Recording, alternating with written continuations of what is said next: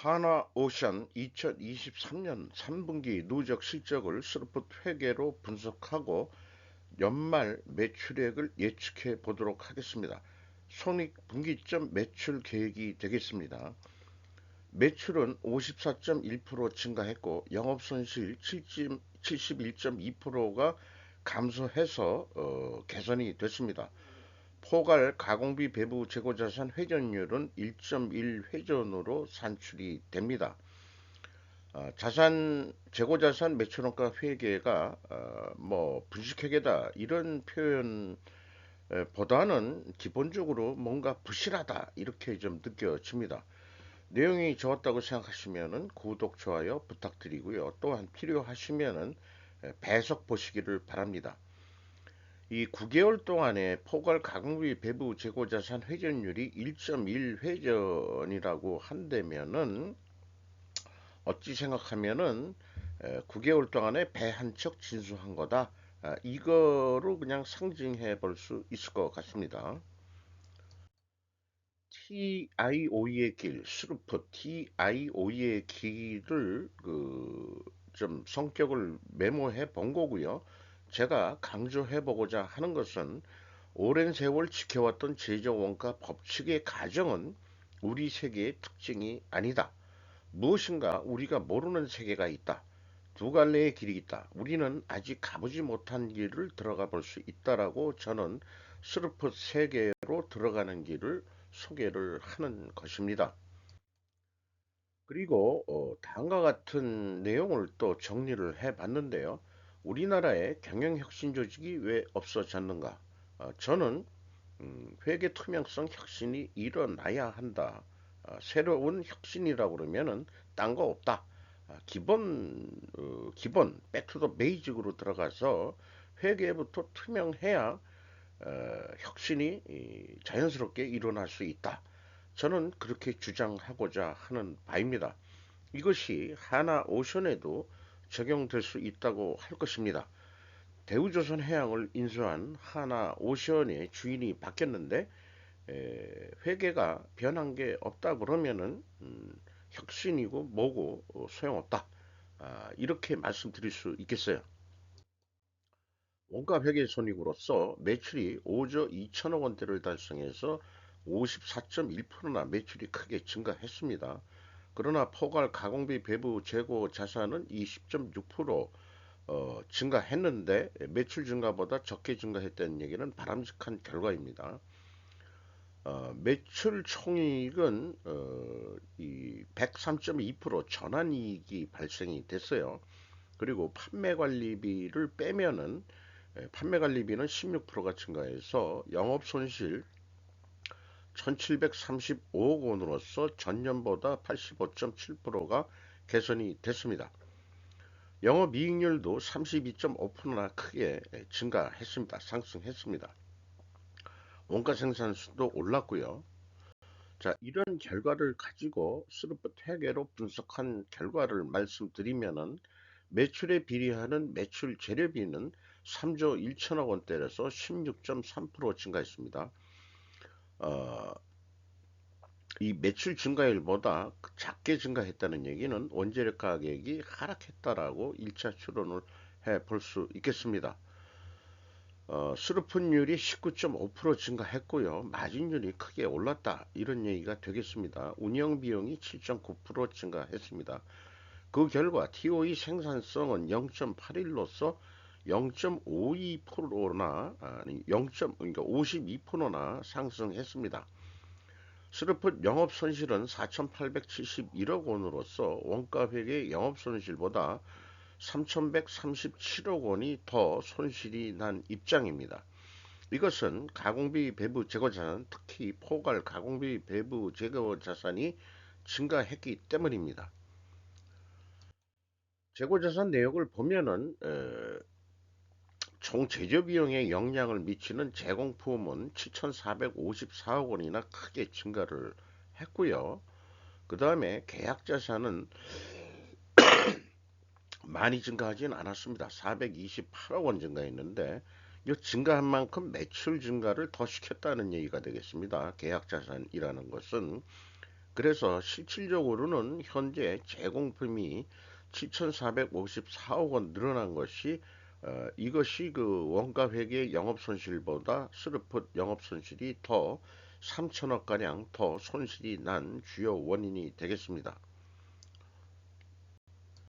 수주 관리 사항을 보면은 수주 잔고에 대해서는 회계 기간이 좀 들어가긴 했어요. 기초 계약 잔액이라는 게 수주 잔고가 기초 계약 잔액 더하기 신규 계약액 그다음에 기납금액.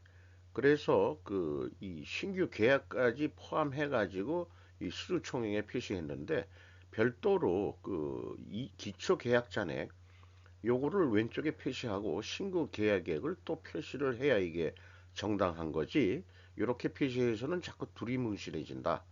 이렇게 되고요. 수주 잔고는 25조 8천억을 가지고 있는데 수주 잔고가 좀 줄어들었죠. 그 얘기는 수주를 추가로 많이 안 하는 것 같다. 이런 느낌이 들어갑니다. 그리고 매출액은 5조 2천억인데 회사가 표시한 거는 5조 4천억으로 한 2,514억 원의 갭이 있는데 이게 무슨 차이인지는 밝힐 수는 없습니다.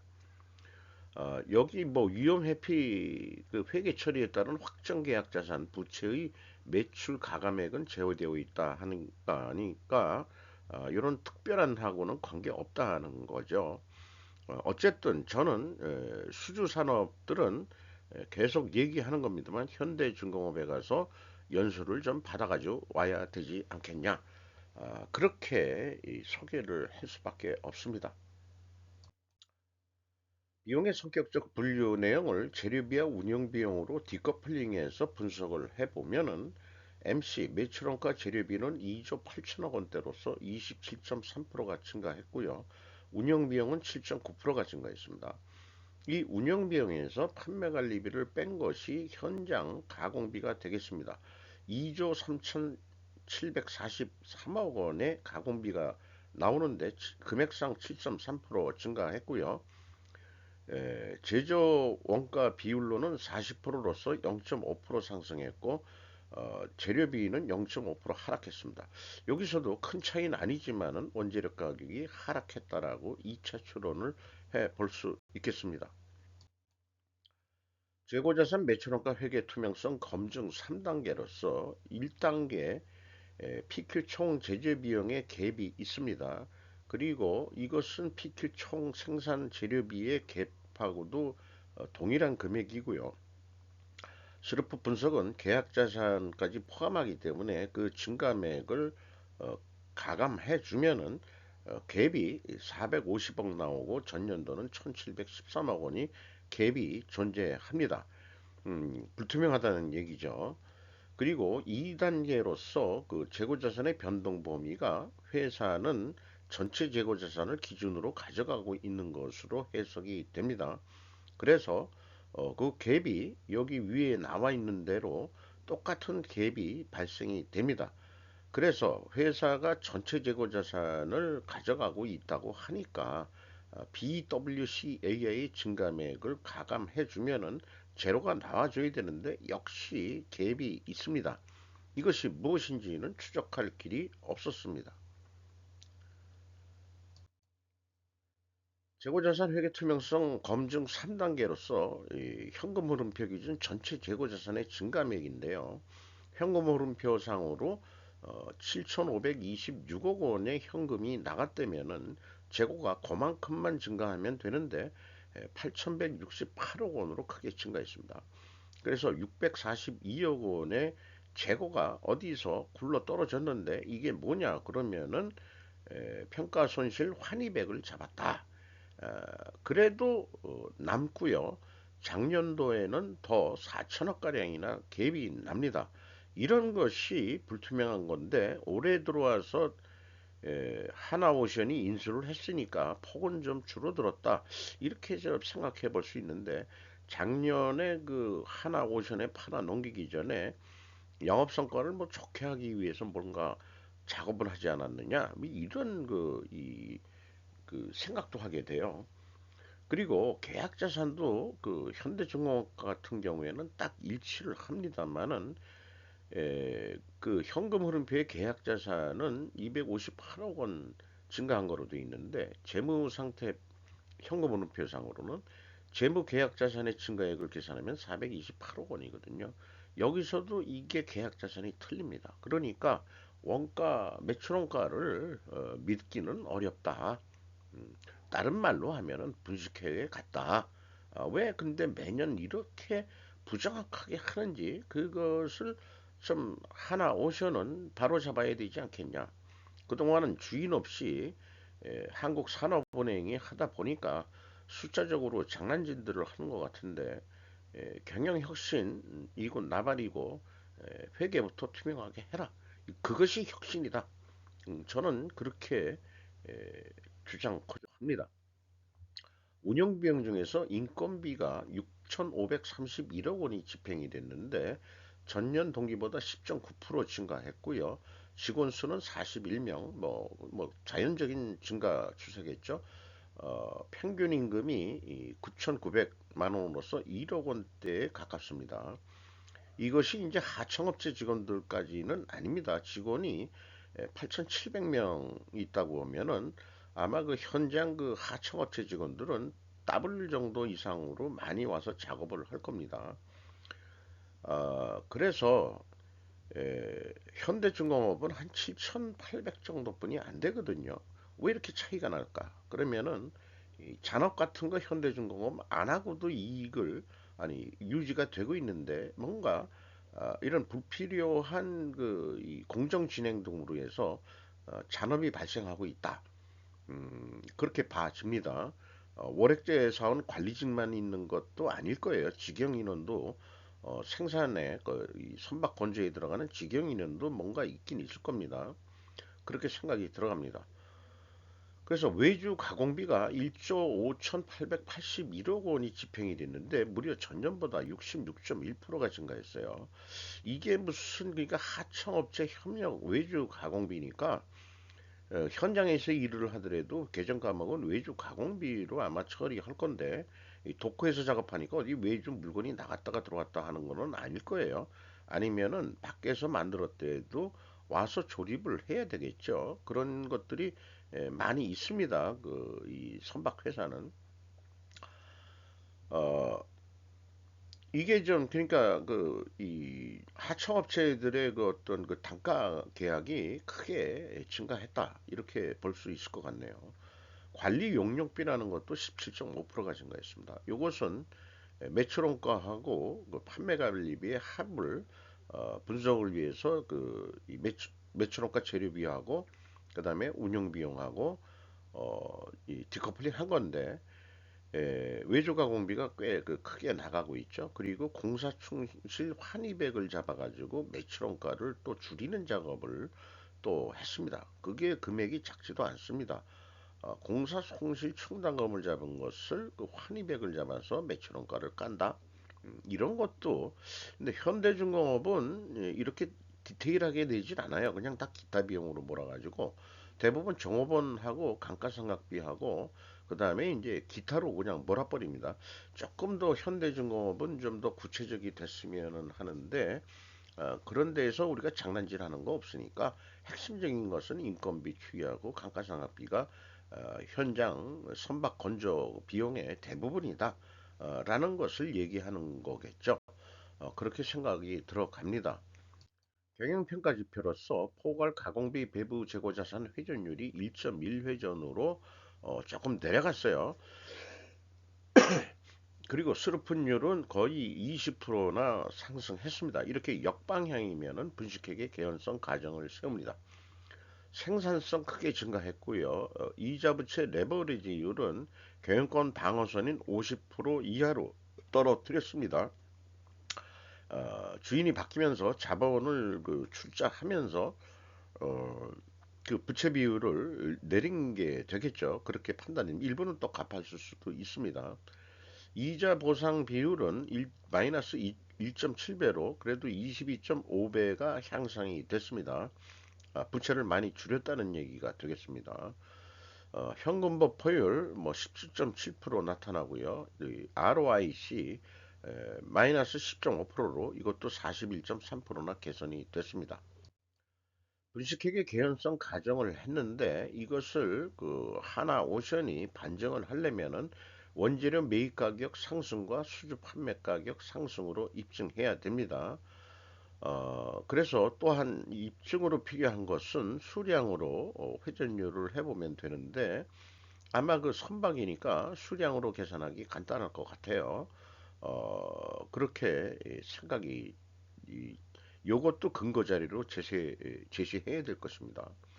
그래서 원재료 매입 가격이 상승했을 거라는 추론은 에, 정립이 안 됩니다. 1단계, 2단계 그에서도 그 상승했을 것이다. 이렇게 봤는데 어, 아니 하락했다고 봤죠. 그런데 그 이 반증을 하려면 올라가야 된다는 얘기예요. 그러니까 그 추론이 모순이고 또 이 반증 추론도 입증이 되질 않습니다. 여기에 그 배 만드는데 이제 철판하고 페인트만 들어가는 건 아니겠습니다만은 예를 들어서 선박 엔진이라는 게 꽤 크겠지만은 선박 용량에 따라서 틀린 거니까 향후 이 내장재나 엔진 또 뭐 이런 거 추가로 좀 더 제시를 해 줘야 흐름을 그 입증할 수 있지 않겠냐 이렇게 봅니다. 제품 가격은 주로 그 벌크선하고 탱크, 컨테이너 뭐 이런 건데 6.7% 상승했어요. 이 판매 가격 상승은 입증이 됩니다. 이게 뭐 전체 그 가격 압박률은 아니지만은 이 제시된 거로만 보면은 가격이 내려가도 되는데 국제 시세는 그 컨테이너 가격이 올라갔다. 컨테이너 선이 뭐 벌크선도 있지만은 이렇게 되겠습니다. 그러니까 50%는 그 해결이 되질 않습니다. 그러니까 회계 투명성은 입증이 되질 않는다. 이 결론을 낼 수밖에 없고요. 그럼에도 불구하고 불투명한 상황에서도 그 원가 회계 개념으로 아직까지 적자니까 손익분기점 매출액을 예측해 보면은 7조 7천억을 해야 손익분기점인데 재고가 3분기까지 그 증가한 비례대로 연말까지 간다고 한다면은 가만히 있어도 9,312억 원의 이 영업이익이 날 것이다. 반대로 21% 재고 포괄 가공비 배부 재고 자산을 줄인다면은 영업손실 9,800억 원이 나올 것이다. 그 갭이 무려 1조 9천억이나 될 것이다. 그래서 이 원가 회계의 그 재고 자산의 증감해 가지고 그 조정하는 그런 조작하는 그런 거기 때문에 그 회계 투명성이 전제되지 않고는 경영 성과를 또는 경영 그 계획을 합리적으로 잡을 수 없다라고 얘기할 수 있겠죠. 그래서 경영 혁신을 하려면은 회계부터 투명한 기본 베이직은 깔아놓고 경영 혁신을 해라라고 요구할 수밖에 없습니다. 스르프 관점으로는 그 이 손익분기점 매출액을 8조 원은 해야 됩니다. 그래도 약간 584억 적자인데 우수리가 깎여가지고 그렇습니다. 그런데 이 포괄 가공비 배부 재고자산 회전율을 9개월 동안에 1.1 회전인데 연말까지 1.8 회전을 해보자. 그렇게 된다면은 한 20.5%더 좀 노력을 해야 돼요. 그러면은 매출이 그 9조 6천억 원대를 그러니까 지금 공사 그 선박 건조 중인 공정 중인 걸 빨리 그 납기를 끝내 가지고 매출 인식을 추가로 한다는 의미가 되겠습니다. 그러면은 한 5,890억 정도 영업이익이 날 수 있을 것이다. 그래서 이 부정확한 그 원가 회계를 가지고 예측하는 금액은 원가 회계 기준은 7조 7천억이지만은 스르프 회계는 그런 그 재고에 관념 없이 계산했을 때 8조 원은 해야 된다. 그 차익이 3,584억 원까지 난다. 이 말씀을 드릴 수 있겠고요.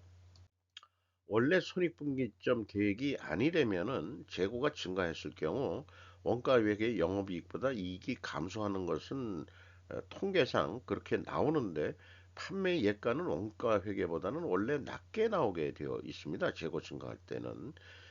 그래서 그 인플레이션 완화 기능이 있다 이렇게 그 생각이 되는데요.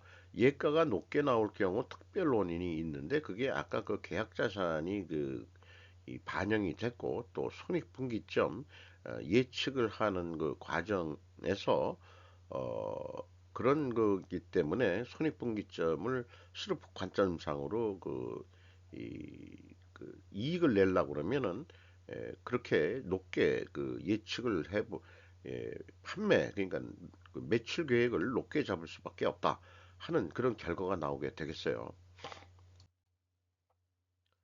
주가는 23,500원으로 연초보다 7,665억 원이 상승했어요. 장부 가격 대비 219%가 됐습니다. 하나오션이 한화가 인수한다고 해서 좀 기대치들이 높은 것 같은데 이 내용을 보면은 아니다 하는 생각이 들어갑니다. 하나 에어로스페이스가 24.08%, 하나 시스템이 12.04%, 하나 임팩트 파트너즈가 9.63%, 한국산업은행이 27.5% 지분을 가지고 있습니다. 자, 결론적으로 주인이 바뀌면 회계도 바뀔 것으로 기대했으나 아직 투명성은 요원하다. 대우조선 해양 때도 계속 뭔가 투명하지 않고 또 옛날이 아니고 몇 년 전 그 뉴스도 분식회계를 해가지고 이익이 난 것처럼 해서 그 성과급 장치를 한 사장은 쫓겨났죠. 그런 역사가 있는 대우조선 해양이기 때문에 하나 오션이 점령군으로서 들어간다 그러면 회계부터 뜯어 고쳐라. 그게 혁신이다. 라고 말씀드릴 수 있겠습니다.